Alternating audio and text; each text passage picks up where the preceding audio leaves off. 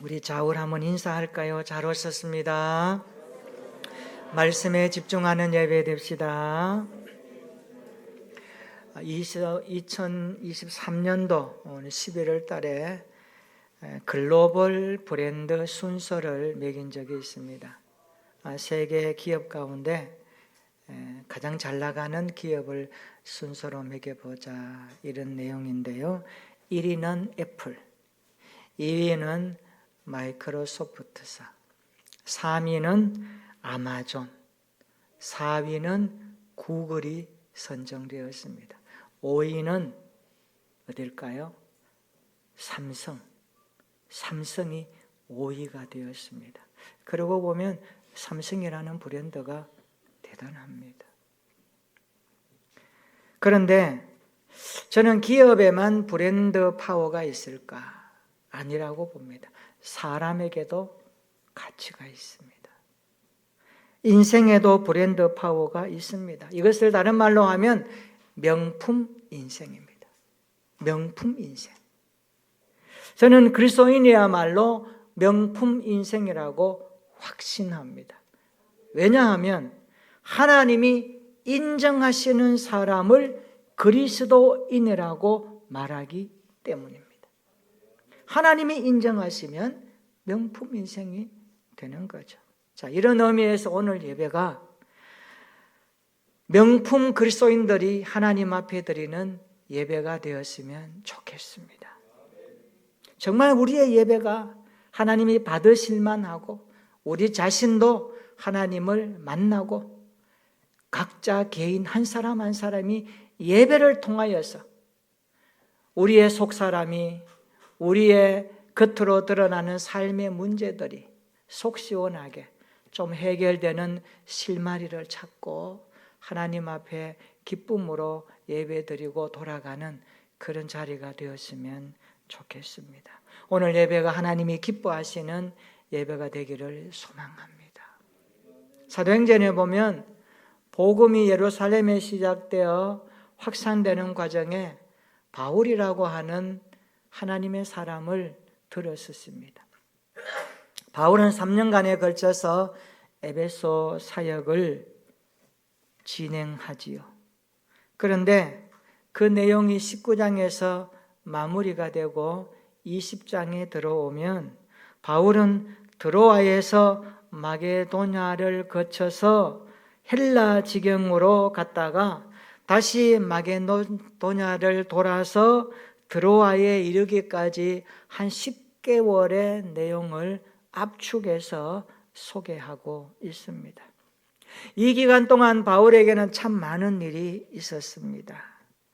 그런데 누가가 사도행전을 기록하면서 간략하게 10개월의 전도 여행을 압축해서 기록하지만 사실 이 여행의 경로는 2차 전도 여행의 경로와 일치했기 때문에 압축해서 기록해 놓은 것입니다.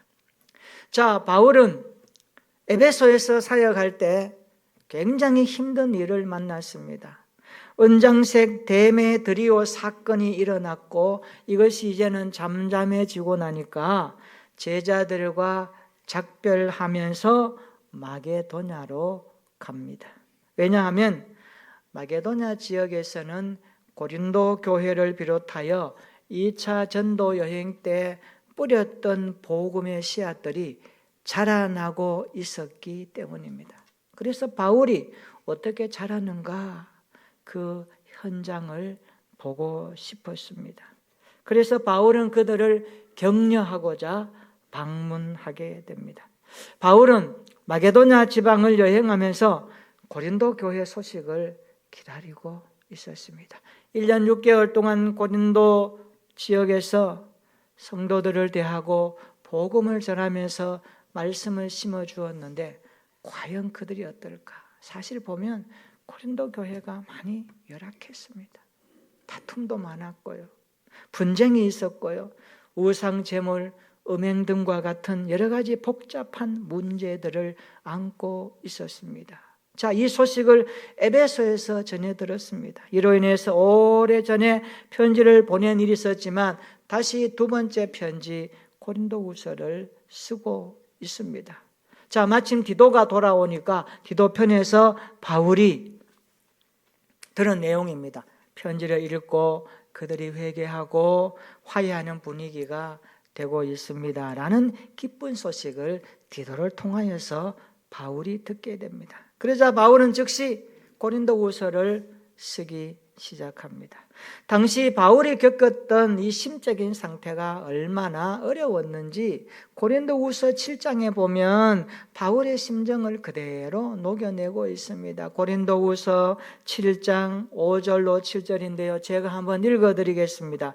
우리가 마게도냐에 이르렀을 때에도 우리 육체가 편하지 못하였고 사방으로 환난을 당하여 밖으로는 다툼이요 안으로는 두려움이었노라. 그러나 낙심한 자들을 위로하시는 하나님이 디도가 오므로 우리를 위로하셨으니 그가 온 것뿐 아니요 오직 그가 너희에게서 받은 그 위로로 위로하고 너희의 사모함과 애통함과 나를 위하여 열심 있는 것을 우리에게 보고함으로 나를 더욱 기쁘게 하였느니라. 참 바울이 얼마나 힘들었는지를 디도가 오므로 위로가 되었고 기쁨이 되었다라고 이야기합니다. 자, 드디어 고린도에 도착한 바울은 사랑하는 성도들과 한 석 달 동안 같이 지내게 됩니다. 자, 이 기간 동안 바울은 뭐 하느냐? 로마서를 기록하게 되지요. 그리고 봄이 돌아오자 바울은 자기 일행과 함께 예루살렘을 향하여 떠나갑니다. 원래는 배를 타고 수리아까지 직행할 계획이었으나 그런 사정이 안 되었습니다. 왜 그럴까요? 오늘 그 이유에 대해서 사도행전 20장 3절에 이유를 이렇게 설명합니다. 거기 석 달 동안 있다가 배 타고 수리아로 가고자 할 그때에 유대인들이 자기를 해하려고 공모함으로 마게도냐를 거쳐 돌아가기로 작정했노라. 이게 뭡니까? 바울을 죽이려고 했던 유대인들의 그 공모가 바울에게 들어온 겁니다. 그래서 바울은 눈치를 채고 부득불 육로를 이용하여 드로아까지 가기로 했던 것입니다. 자, 갈 때 어떻게 합니까? 사람들을 두 무리로 나눴습니다. 두 팀을 어떻게 소개하지요? 그 내용이 오늘 본문 4절과 6절에 쭉 나오고 있습니다. 4절 6절에 보면 4절에 한번 보세요. 아시아까지 함께 가는 자 7명의 이름이 나옵니다. 그리고 5절에 보세요. 바울 일행을 가리키는 우리 누가도 포함시키고 있습니다. 이러면 4절 다시 한번 보시면 아시아까지 함께 갔다는 말은 3차 전도 여행 때 모은 헌금을 예루살렘 교회에 전달할 대표자들이 예루살렘까지 바울과 동행했다라는 그런 뜻입니다. 자, 바울 일행은 빌립보에서 6월절을 보낸 후에 배로 항해하여 다세우에 드로아에 이르러 그곳에서 보낸 헌금 전달자들과 그 앞에 보낸 헌금 전달자들과 합류하죠. 그리고 일주일을 그곳에서 체류하게 됩니다. 자, 체류하는데 드로아에서 그들이 함께 모여서 하나님을 예배합니다. 이것을 집회라고 그러죠. 모임이라고 그러죠. 우리 7절 한번 읽어볼까요? 7절 다 같이 시작. 그 주간의 첫날에 우리가 떡을 떼려 하여 모였더니 바울이 이튿날 떠나고자 하여 그들에게 강론할새 말을 밤중까지 계속하매. 여기 7절 한번 보세요. 그 주간의 첫날. 그 주간의 첫날이 언제입니까? 오늘 일주일의 첫날이 언제부터 시작돼요? 일, 월, 화, 수, 목, 금, 토 이렇게 되죠. 주일입니다. 그 주간의 첫날은 현재 주일을 가리킵니다. 왜 모였을까요? 떡을 떼려고. 떡 뗀다는 게 뭘까요? 성만찬을 하기 위해서. 그리스도의 몸과 그리스도의 피를 기념하기 위해서 그는 일주일의 첫날에 모였던 겁니다. 이걸 보면 초대교회는 모일 때마다 떡을 뗐습니다. 떡 뗀다는 게 굉장한 의미가 있습니다. 그리스도의 몸을 나눈다는 것이고 희생의 십자가를 기억한다는 것이고, 이 희생의 십자가 앞에 우리 그리스도인들이 어떤 삶을 살 것인가를 고백하고 생각하면서 신앙생활을 다시 한번 비춰보는 것입니다. 바울은 드로아에서 일주일을 머무는 동안 열심히 말씀을 강론합니다. 말씀을 가르쳤어요. 떠나기 전 주일에는 성도들과 떡을 떼며 밤늦도록 함께 있었습니다. 그런데 이날 밤에 뜻하지 않은 문제 하나가 생깁니다. 유두고라는 청년에게 문제가 생겼습니다. 바울이 설교하는 중에 졸다가 떨어져서 죽었습니다. 이걸 뭐라 그러죠? 엄마야, 어떻게 하지? 예? 엄마야, 어떻게 하지? 예? 이런 일이 일어난 거예요. 요즘으로 말하면 예배 시간에 졸다가 떨어져서 죽었다는 겁니다. 9절에 보니까 드로아에서 성도들이 집회 장소로 사용한 집은 3층이었습니다. 3층. 그러니까 3층에서 아마 떨어져서 죽은 거예요. 3층이면 꽤 높잖아요. 예. 한 층이 3m 그러면 한 9층, 9m, 한 10m 되는 데서 떨어져 보세요. 그것도 졸다가 떨어져 보세요. 죽어요. 8절에 보세요. 등불을 많이 켜두고 집회를 열었던 것으로 보아 유두고가 창가에 걸터 앉아서 말씀을 듣는 그 현장에 상당한 무리들이 모여 있었다는 것을 예상할 수가 있습니다. 많은 사람이 모였어요. 유두고가 깊이 졸았다는 것을 볼 때에 유두고가 참 피곤했겠다. 깊이 졸았다. 깊이 존다는 것은요, 잠에 깊이 취하는 거거든요. 여러분, 예배 시간에 깊이 조는 사람 요즘 있어요? 아마 없을 거예요. 잠깐 졸 거예요. 피곤해서 졸든지, 어떤 분은 습관적으로 조는 분도 있는데 그건 안 돼요. 예배 시간만 되면 조는 분이 있어요. 그래서 앞에서 보면 다 보이거든요. 여러분 예배 시간에 졸린다 해서 고개 끄덕끄덕 하지 마세요. 그냥 가만히 있어. 어떤 분은 눈을 뜨면서 이렇게 잠을 이렇게 참 이기려고 하는 분이 있는데, 참 피곤하면 졸아야죠. 어떻게 합니까? 육을 가진 인간인데. 근데 습관적으로 조면 안 돼요. 습관적으로 존다는 것은 영혼이 신호를 보내면서 병들었다는 거예요. 그건 안 되죠. 자, 우리가 예배 시간에 조는 사람을 저 사람 믿음이 없어, 어떻게 그러셨어라고 쉽게 판단할 수 있을까? 여러분 마음에 있다 없다 벌써 정리되죠? 있다. 어떻게 예배 시간에 졸아? 아니야. 예배 시간에 오죽했으면 졸겠어. 피곤했으니까. 아마 이해해 줄 수 있을 거예요. 유두고가 왜 졸았을까? 왜 졸았을까? 학자들은 유두고와 그 당시의 문화적인 상황을 연구해 보니까 이렇게 설명합니다. 초대교회 성도들은 70%가 노예이거나 노예 출신이었다고 합니다. 자, 노예는 어떻습니까? 노예는 주인에게 매여요. 주인이 시키면 일해야 돼요. 노예들에게 사실 주일이 보장될까요? 아니죠. 주일날도 일해야 되고 하루 종일 일해야 되고, 그것도 그렇게 일하다가 겨우 틈을 내어서 바울이 왔으니까 거기 가서 한번 말씀 듣겠다고 온 분들이 많았단 말이에요. 그것도 새벽까지 말씀을 듣기 위해 자리를 뜨지 않고 있는 것을 보면 참 이분들의 신앙도 우리가 높이 생각해 줘야 합니다. 오늘 우리의 삶과는 다른 거예요. 요즘에 마음먹으면 주일날 하나님 앞에 나와 예배 드리죠. 요즘 예배 드리는 것에 대해서 누군가 막 막습니까? 아니에요. 자동차 있겠다, 교회 차량 운행하겠다, 다 이렇게 예배자로 오는데 쉽지 않습니다. 근데 당시에는 이런 초대교회 성도들의 노예와 노예 출신의 숫자가 많았다는 것을 볼 때 이것이 사실이라면 틀림없이 주일에 쉬지 못했을 것입니다. 그들은 하루 종일 노동자의 피곤함을 무릅쓰고 하나님의 말씀을 듣기 위해 나왔다고 보는 겁니다. 이것은 사실 믿음 없는 게 아니고 믿음 있는 일입니다. 여러분 어때요? 육이 피곤할 때 오늘 하나님 앞에 나와서 예배 드려야 되니까 피곤한 육신을 이끌고 주의 전에 나온다?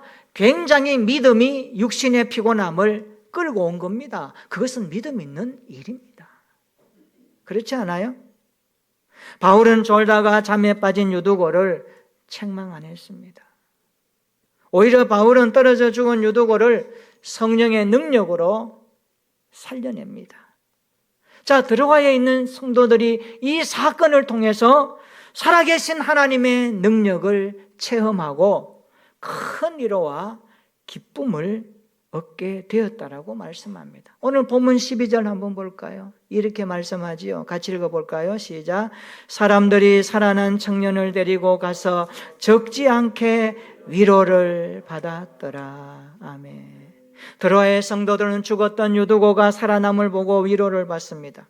하나님께서 그들 가운데 함께 하심을 보았습니다. 그리고 이것을 생생하게 현장에서 체험했습니다. 자, 이것은 바울이 당시에 복음을 전할 때에 바울을 죽이려고 했고 회방했던 그 무리들에 비하면 정말 복음이 가는 곳에 하나님 어떻게 일하시는가를 구체적으로 본 사건을 그들이 본 것입니다. 엄청난 위로가 되었죠. 그래 봐라, 하나님은 살아계셔.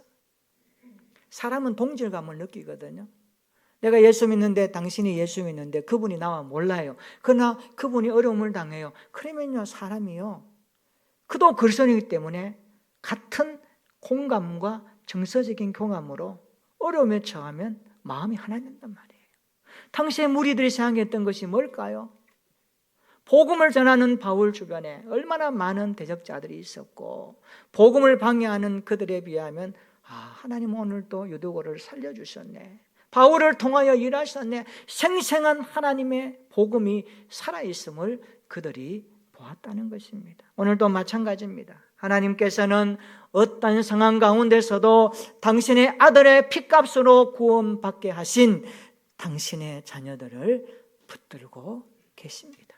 당신의 자녀들을 돌보고 계십니다. 하나님의 돌보심에 있다는 것이 얼마나 큰 은혜인지 모릅니다. 우리는 여기서 기독교 예배 원리를 배워야 합니다.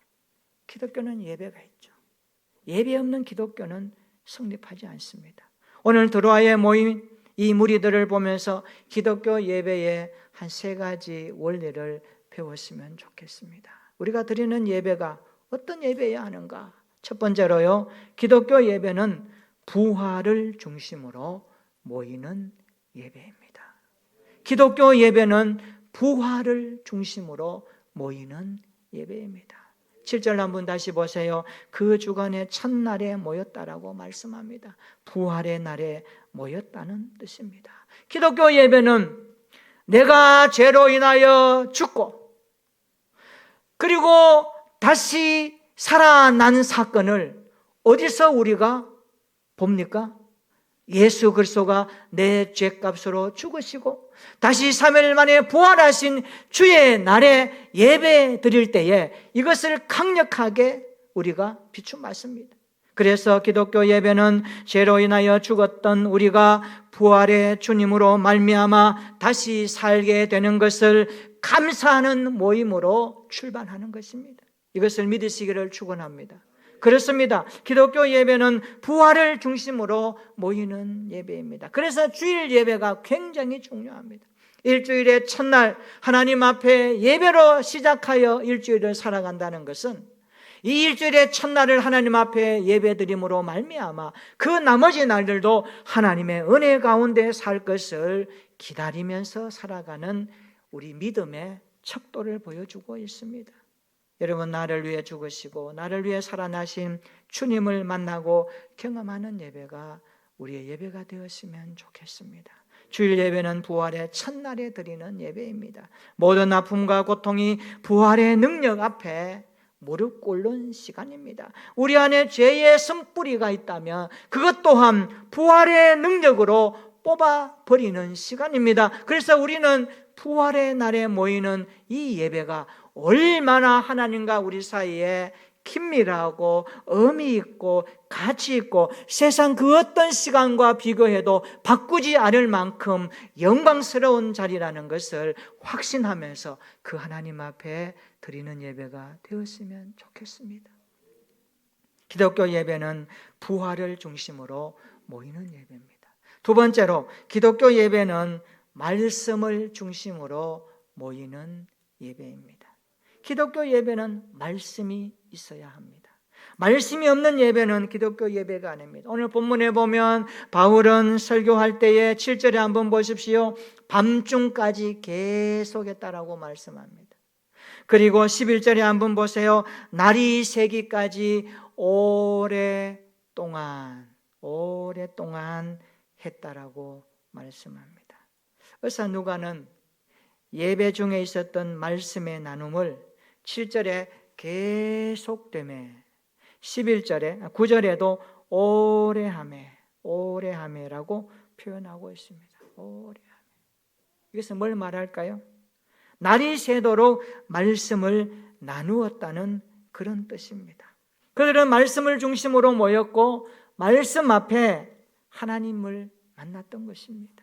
우리가 말씀을 들을 때 그 말씀이 나를 돌아보게 하고 그 말씀으로 나를 새롭게 하는 하나님의 손길이라는 것을 체험할 때 얼마나 기쁨과 감격이 있습니까? 이런 것을 경험하는 것이 기독교 예배입니다. 초대교회 성도들을 보십시오. 오순절에 베드로가 말씀을 외칠 때에, 설교할 때에 그들은, 청중들은 어떻게 들었습니까? 그 말씀을 듣고 형제들아 우리가 어찌할꼬 가슴에 찔림으로 들었던 것입니다. 말씀이 그들의 가슴에 파고 들어가서 회개를 촉구했고 하나님 앞에 새로운 삶을 출발하는 계기가 됐던 것은 뭘까요? 그들이 말씀 앞에 모였을 때에, 그들이 말씀 중심으로 예배드렸을 때에 일어났던 놀라운 현상이라고 성경은 말씀하고 있습니다. 그렇습니다. 우리 모두가 날마다 말씀 앞에서 나를 새롭게 하시는 주님을 경험할 수 있는 은혜가 있기를 축원합니다. 말씀이신 주님을 만남으로 슬픈 자가 위로받고 병든 자가 고침받고 낙심한 자를 일으켜 가시는 주님의 손길을 체험할 수 있기를 주의 이름으로 축원합니다. 우리에게 이런 은혜의 예배가 있기를 예수님의 이름으로 축원합니다. 기독교 예배는 말씀을 중심으로 모이는 예배입니다. 세 번째, 기독교 예배는 생명을 살리는 예배입니다. 유두고가의 죽음과 살아남은 예배 중에 일어났던 놀라운 사건입니다. 얼마나 사람들이 유두고가 떨어질 때에 소리가 났지 않겠습니까? 쿵, 이 무슨 일이야? 아마 놀랐을 겁니다. 가보니까 죽었어요. 어떻게 할까요? 아마 앞이 노랬을 겁니다. 아마 그 청년을 잘 아는 분은 너가 왜 이래?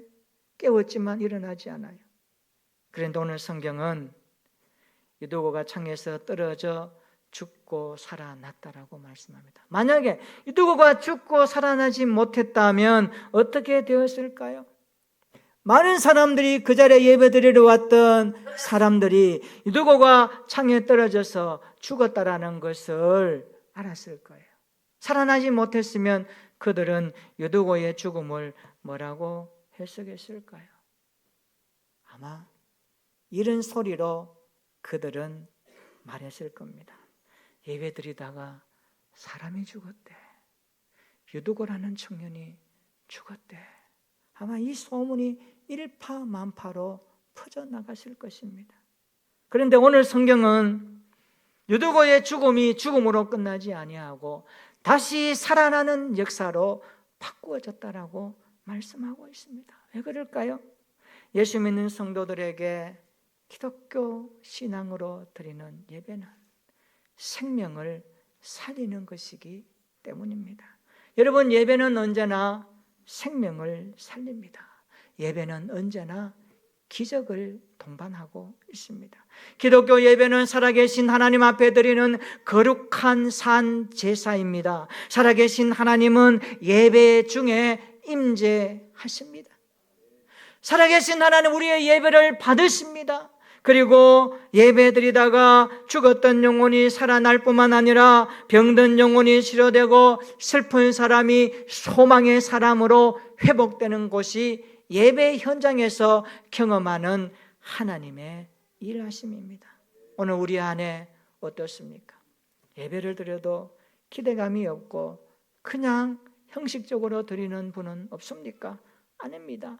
예배 한 자리, 이 시간은 주님께서 우리 인생을 새롭게 터치하시고 만지시는 시간입니다. 약한 자를 강하게 하시고, 우리 인생의 염려와 근심과 삶의 문제 때문에 낙심한 자들에게 주의 말씀으로 들려주셔서 일어나라 하시고 소망을 주시고 새 힘을 주시며 우리 안에 살아계신 주님의 일하심이 예배를 통하여 강하게 체험하는 시간이 예배의 시간입니다. 그래서 기독교 예배는 생명을 살리는 예배가 되는 것입니다.